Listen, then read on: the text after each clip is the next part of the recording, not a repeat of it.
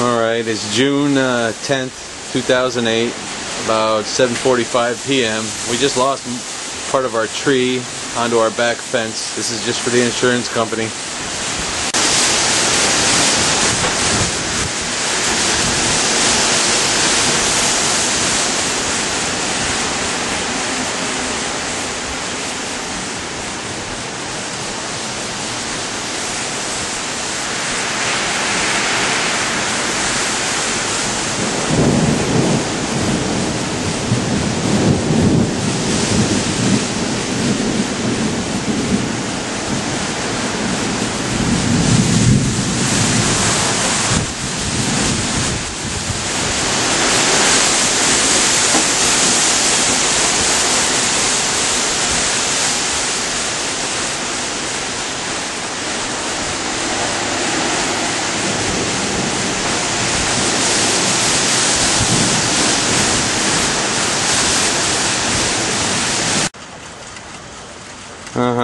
That's a pretty funny joke, God.